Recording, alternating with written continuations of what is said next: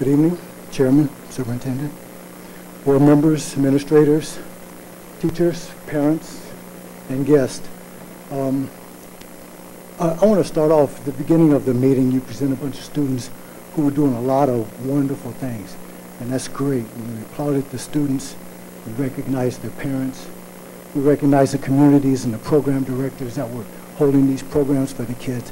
But I would like to take a moment of my time to recognize those people who provided all of the support to get those students to the point that they are now to have those things. And that's the teachers in this room.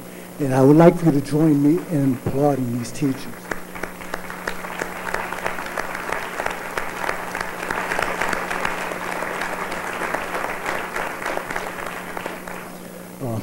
My name is Les Jones, and I'm a parent of two kids in the district.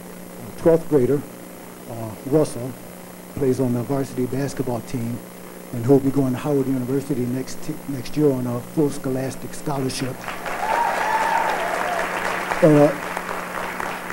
And a 10th grader, Sierra, who is on nearly a 4.0 student and a member of the varsity prom squad, both of whom have been in the district since preschool.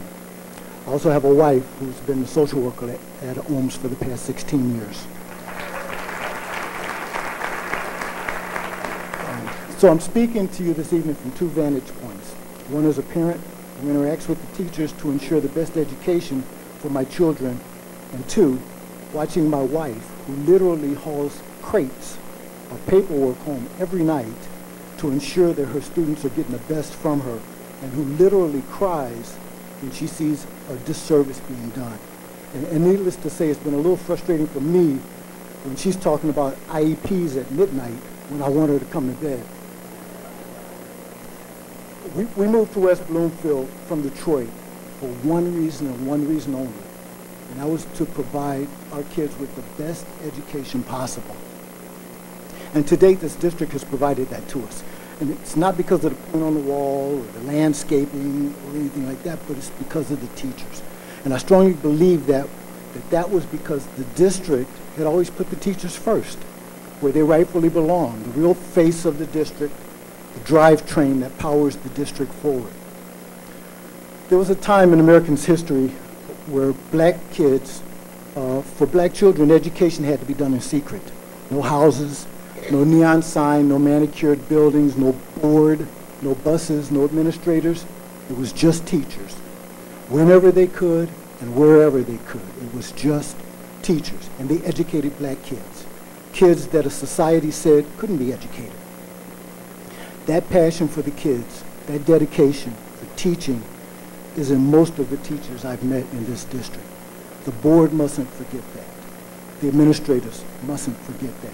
And the parents mustn't forget that. Now, me as an actuary, I know only a little about fiscal responsibility, and I've heard all of the arguments from all sides, from the board side, the teacher side, and the state fact finder.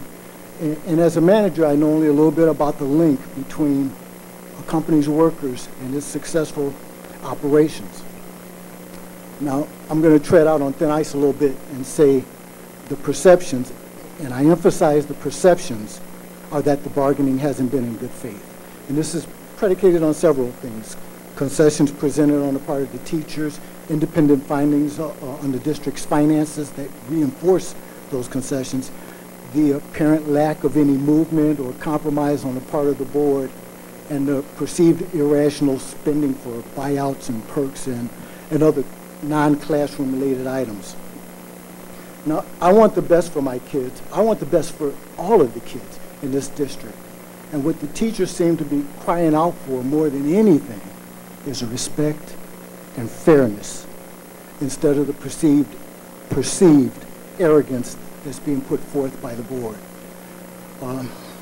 And trust me, and most of the people who spoke before me have stated this, your best staff and your best students certainly can and will take flight if on February 20th, the perception that the teachers are not being respected or fairly treated becomes their reality.